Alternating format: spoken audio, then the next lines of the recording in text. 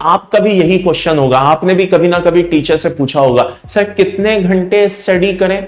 अरे भाई मेरे, 3-3, 4-4 घंटे लगातार बैठ करके स्टडी करना, ठीक है? पढ़ाई कर रहे हो कि समाधि लगा रहे हो?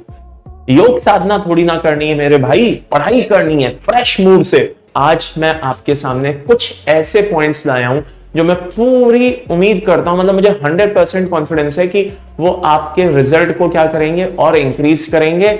और अगर पूरे साल किसी बच्चे ने मान लो गड़बड़ की है तो उसको भी कम से कम सिलेक्शन तो दिला ही देंगे। रैंक भले चाहे मिले ना मिले, लेकिन सिलेक्शन तो मिल ही जाएगा।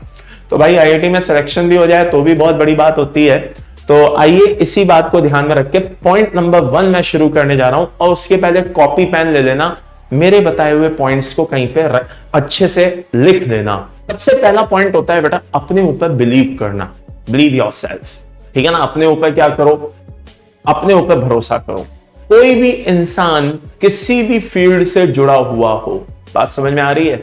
सबसे जरूरी यह है कि अगर वो उसमें सक्सेस चाहता है तो उसको अपने ऊपर भरोसा होना चाहिए। अगर आपको अपने ऊपर भरोसा नहीं होगा तो आप कुछ नहीं कर सकते। तो सबसे पहले तो ये भरोसा करो कि मैं 1 महीने में बहुत कुछ कर सकता हूं। बहुत से लोग सिर्फ सोचने में रह जाते हैं, करते नहीं है, सिर्फ सोचते रह जाते हैं। अंदर से दृढ़ निश्चय करें, नहीं मैं ये काम कर सकता हूं, ठीक है? तो अपने ऊपर क्या होना चाहिए? इंसान को बिलीव होना चाहिए कि हां मैं 1 महीने में ये टारगेट चेज कर सकता हूं। Point number 1। Point number 2, smart work ना कि हार्ड वर्क। हार्ड वर्क मतलब होता है कि बच्चा 3 घंटे 4 घंटे लगातार बैठा हुआ है, हाथ पांव सब सुन्न हो गए हैं, जब खड़ा हो रहा है तो पता ही नहीं चल रहा है कि हाथ पांव है भी या नहीं है, सब सो चुके। नहीं, ऐसी स्टडी नहीं करनी है। हमें क्या करना है? एटलीस्ट 2 घंटे की सिटिंग पावर, कितनी? 2 घंटे की सिटिंग पावर अपने अंदर डेवलप करनी है। 2 घंटे से ज्यादा हम लगातार स्टडी नहीं करेंगे। Point number 1। पॉइंट नंबर 2, हर 2 घंटे के बाद कम से कम एटलीस्ट 15-20 मिनट या आधा घंटे का गैप लेंगे। जी हां, हमारा ब्रेन है बेटा, हीटअप हो जाता है। कहते हैं ना, जब गाड़ी लंबे समय तक चल रही होती है तो इंजन गर्म होकर सीज हो जाता है, बोलते नहीं बोलते हैं? आप बैठे हुए हो, आपके दिमाग में बहुत कुछ चल रहा है, लेकिन दिमाग में घुस कुछ नहीं रहा है, उलझे हुए हो, एक ही क्वेश्चन को बार बार करे जा रहे हो लेकिन आंसर नहीं आ रहा है। ऐसा क्यों हो रहा है? क्योंकि आपका दिमाग एग्जॉस्ट हो चुका है, गर्म हो चुका है, अब वो रिलैक्स चाहता है। सब्जेक्ट को क्या करना चाहिए? इस तरह से बदलना चाहिए कि कभी थ्योरेटिकल पार्ट आए और कभी मैथमेटिकल पार्ट आए। कहने का मतलब यह है कि अगर फिजिक्स पढ़ी है तो फिजिक्स के बाद डायरेक्ट मैथ्स मत उठाओ, डायरेक्ट फिजिकल केमिस्ट्री मत उठाओ। आपके सिलेबस में 3 पार्ट मैथमेटिकल पार्ट हैं जिनमें कैलकुलेशन चलती है, और 2 पार्ट आपके थ्योरेटिकल पार्ट हैं जिनमें प्योर थ्योरी चलती है।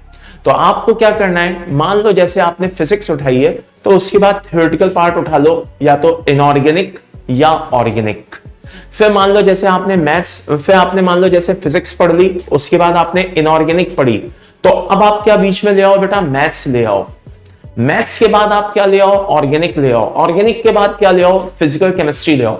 लगातार कैलकुलेशन करते रहने से भी दिमाग बोझिल हो जाता है, आप थकान फील करने लगते हो, और मालूम चलता है सिंपल कैलकुलेशन भी आप नहीं कर पाते हो। 3 into 3 9 बोलना है, आप 6 बोलना शुरू कर देते हो। ये स्थिति आ जाती है, और मुझे पता है इस समय आप मेरी बात सुन के मुस्कुरा रहे हो, क्योंकि आपको पता है कि हां ऐसा होता है। पॉइंट नंबर 3 बहुत ही इंपॉर्टेंट, स्ट्रेटजी।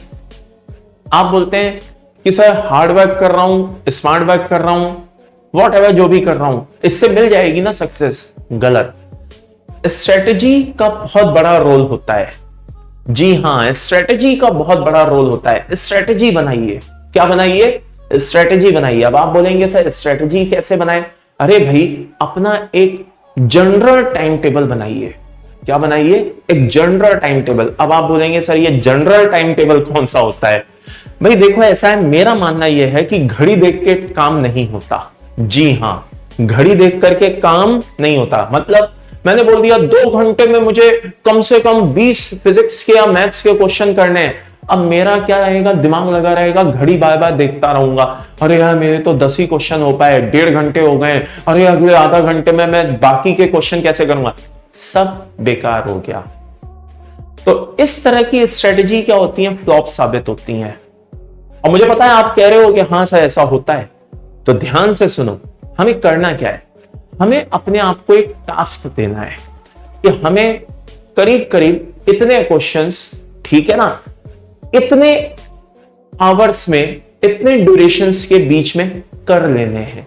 यानी कि 2 से 2.5 घंटे में सिर्फ इतने क्वेश्चंस आप अपने आप को दो जो आप उस टारगेट को क्या कर सको, अचीव कर सको। कभी भी अपने आप को ऐसा टारगेट मत दो जिसको अचीव करने में आपको एक्स्ट्रा एफर्ट लगाना पड़ रहा है।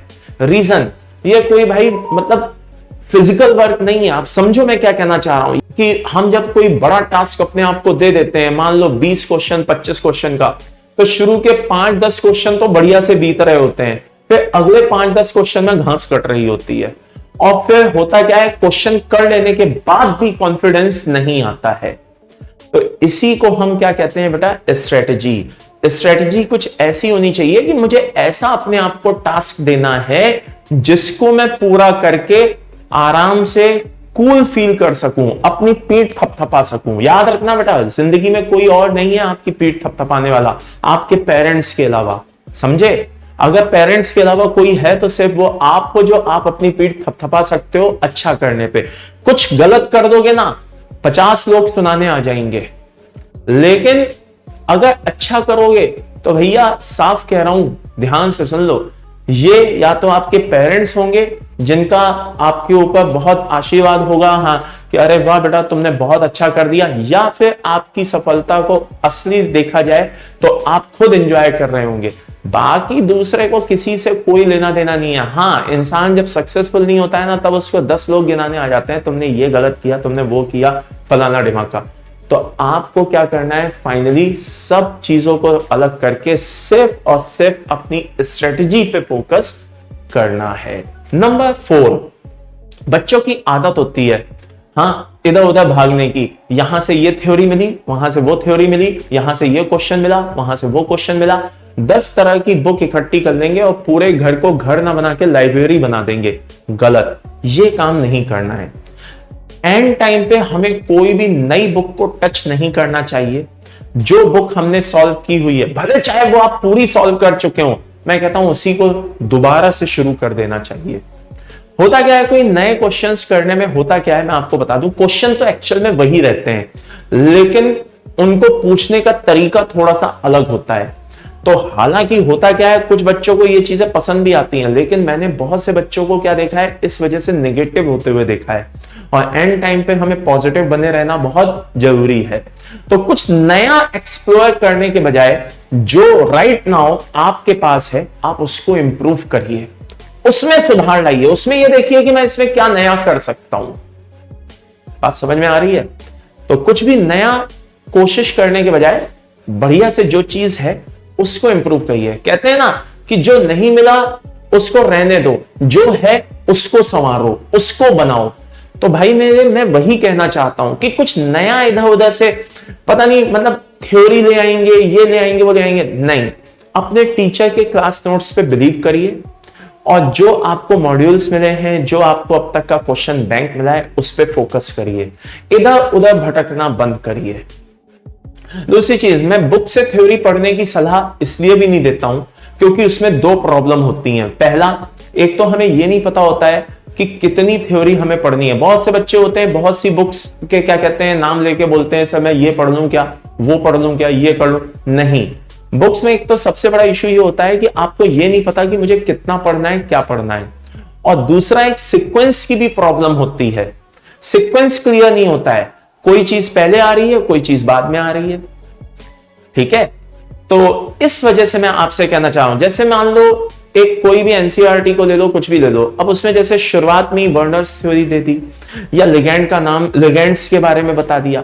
अब भाई जब तक मुझे लिगैंड का टाइप पता नहीं होगा, क्लासिफिकेशन नहीं पता होगा, कॉम्प्लेक्स पता नहीं होंगे, क्या होते हैं, किसे कहते हैं, तब तक मैं इन सब चीजों को कैसे समझ सकता हूं।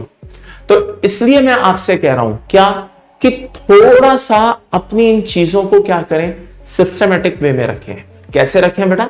सिस्टमेटिक वे में रखें। आपको क्या करना है, जो अभी तक का क्वेश्चन बैंक मिला है, जो अभी तक को आपको थ्योरी मिली है, सिर्फ आपको उसके ऊपर फोकस करना है। ठीक है, तो ये तो हो गया हमारा।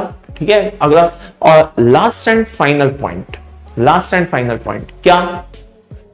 टेस्ट की प्रैक्टिस करते रहिए, टेस्ट को अवॉइड मत करिए। जी हां, टेस्ट को अवॉइड मत करिए। जहां पे जो टेस्ट मिलते हैं उनकी प्रैक्टिस करते रहिए। कम समय में ज्यादा से ज्यादा क्वेश्चन, और उस समय आपका कितना जो भी मेंटल प्रेशर आपके ऊपर होता है, वो सारी चीजें सहने की ताकत जो होती है, वो उसकी आपको प्रैक्टिस शुरू से करते रहने चाहिए। तो टेस्ट को कभी भी अवॉइड ना करें, कभी भी मिस ना करें, टेस्ट देते रहिए, वो आपकी प्रैक्टिस को बनाए रखेंगे। और चलते चलाते एक पॉइंट और मैं आपको क्लियर कर दूं, क्या? अपनी बायोलॉजिकल क्लॉक के साथ खिलवाड़ ना करें। मैंने बहुत से बच्चों को देखा है, जिस समय पढ़ने का समय होता है उस समय सो जाते हैं, ठीक है, और जिस समय सोने का समय होता है उस समय वो क्या करते हैं भैया, पढ़ते हैं, गलत करते हैं। बायोलॉजिकल क्लॉक के साथ बहुत बड़ा खिलवाड़ होता है। रात की 10 बजे बैठेंगे, ठीक है, और सुबह की 5-6 बजे तक पढ़ेंगे, 4 बजे तक पढ़ेंगे, और पता नहीं क्या समझेंगे, ओ हमने तो भैया किले फतेह कर लिया। गलत, बहुत ही गलत करते हो।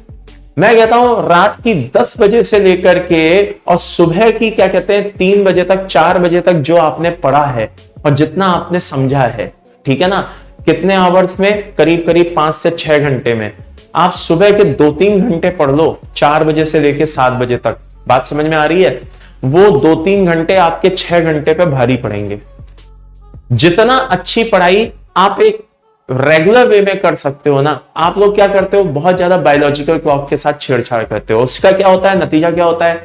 हाँ, क्लासेस में नींद आना, बुक उठाते ही आलस आ जाना, क्योंकि आप थक चुके होते हो, आपकी बायोलॉजिकल क्लॉक बिगड़ी हुई होती है। और सबसे बड़ी समस्या क्या होती है? सबसे बड़ी समस्या ये होती है जब आप वाकई वो मेन से एडवांस का वो एक्चुअल पेपर देने जा रहे होते हो ना, और आपकी बायोलॉजिकल क्लॉक बिगड़ी हो, मान लो दोपहर का पेपर है, बाई गॉड हालत खराब हो जाती है।